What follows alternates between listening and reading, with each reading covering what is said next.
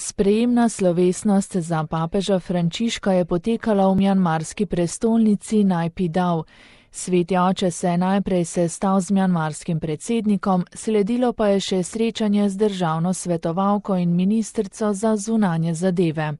V Mednarodnem kongresnem centru se je papež srečal s predstavniki oblasti, civilno družbo in diplomatskim zborom, ter jih tudi nagovoril. Prišel sem, da bi predvsem molil z malo, a gorečo katoliško skupnostjo tega naroda, da bi jo potrdil v veri in jo opogumil pri napornem prizadevanju za dobro države, je papež dejal zbranim. Izrazil je veselje, da je do obiska prišlo po vzpostavitvi formalnih diplomatskih odnosov med Mjanmarom in Svetim sedežem. To odločitev želi videti kot znamenje prizadevanja države, da nadaljuje dialog in konstruktivno sodelovanje znotraj še večje mednarodne skupnosti, ter da prav tako obnovi tkivo civilne družbe.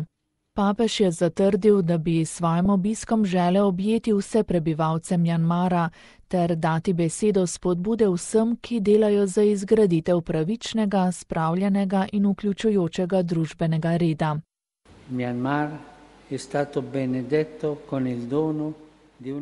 Mjanmar je bil blagoslovljen z darom izjemne lepote in številnih naravnih virov, a njegov največji zaklad je zagotovo njegovo ljudstvo, ki je veliko trpelo in še vedno trpi zaradi notranjih konfliktov in sovražnosti, ki so trajali predolgo in so ustvarili globoke ločitve, je zatrdil papež. Ker se država sedaj zavzema za ponovno vzpostavitev miru, se ozdravitev teh ran kaže kot temeljna politična in duhovna prioriteta. Sveti oče je dodal, da ceni trud vlade pri pristopanju k temu izzivu.